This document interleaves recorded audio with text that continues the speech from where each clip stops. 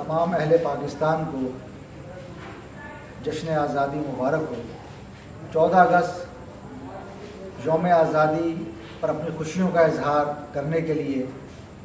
اور اس آزادی کی نعمت پر اظہار تشکر کرنے کے لیے جوان، بچے، بوڑھے، مرد و خواتین سب اپنے اپنے انداز میں اپنے جذبات کا اور اپنی خوشیوں کا اظہار کرتے ہیں اور اللہ رب العزت کے حضور سجدہ شکر بجا لانا اور اللہ رب العزت کے حضور تشکر کے کلمات ادا کرنا، یہ تو سب سے بہتر ہے کہ آزادی کی نعمت پر اللہ کے حضور ہم شکر گزار ہوں اور سجدہ شکر بھی ادا کر کے اور شکرانے کے کلمات ادا کر کے بھی ہم آزادی کی نعمت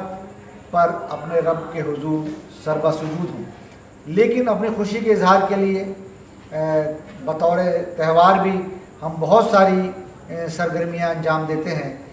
اس بار پاکستان میں ایک بڑی خوشگوار تبدیلی اس لحاظ سے آ رہی ہے کہ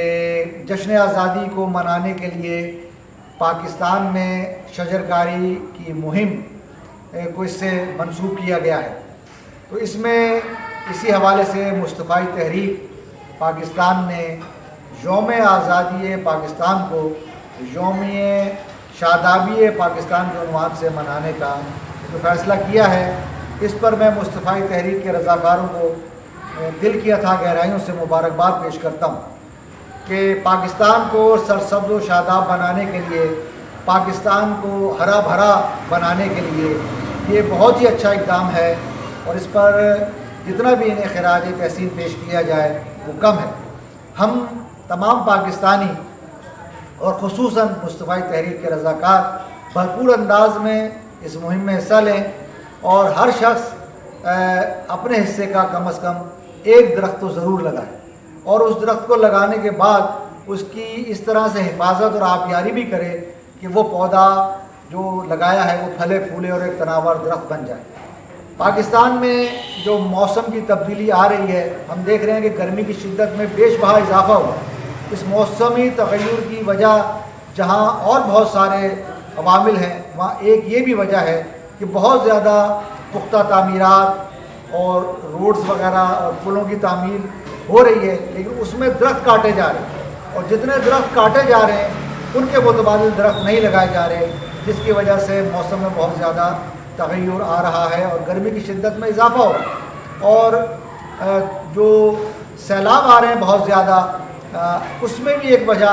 یہ موسم کا تغیر شامل ہے۔ تو ہم اگر درخت لگائیں،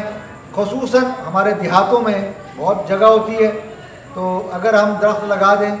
اور شہروں کے اندر چونکہ ایسے مواقع ماحول نہیں ہے، لیکن زمین تو بہرحال اللہ پاک نے دی ہوئی ہے، تو ہمیں چاہیے کہ ہم اپنے علاقوں میں ایسی زمین تلاش کریں، ایسی جگہ دیکھیں کہ جہاں ہم کوئی درخت لگا سکیں اور وہ درخت وہاں محفوظ بھی رہے، اس کی ہم آبیاری بھی کریں، اس کی حفاظت بھی کریں۔ تو اس طرح سے اگر ہم درخت لگائیں گے اور کثیر تعداد میں اگر درخت لگائیں تو انشاءاللہ تعالی پاکستان سرسبز و شاداب بھی ہوگا، موسم پر بھی اچھے اثرات پڑیں گے اور ایک حسین پاکستان، خوبصورت پاکستان، ہرا بھرا پاکستان ہمیں دیکھنے کو نصیب ہوگا۔ درخت ہم لگائیں گے، ہو سکتا ہے ہماری زندگی میں وہ تناور بڑا درخت نہ بنے، لیکن ہماری آنے والے نسلوں کے لیے وہ درخت فائدہ مند ثابت ہوگا۔ تو ہم سب کو چاہیے کہ ہم جو ہے اس مہم کے اندر عملاً حصہ لیں، ہر شخص کم از کم ایک پودا، جتنے اور لگا سکتے ہیں لگائیں، لیکن کم از کم ایک پودا ضرور ہم لگائیں اور اس پودے کی پھر نگرانی بھی کریں، حفاظت بھی کریں، آبیاری بھی کریں، تاکہ وہ ایک تناور درخت بنے اور پاکستان سرسبز و شاداب ہو۔ پاکستان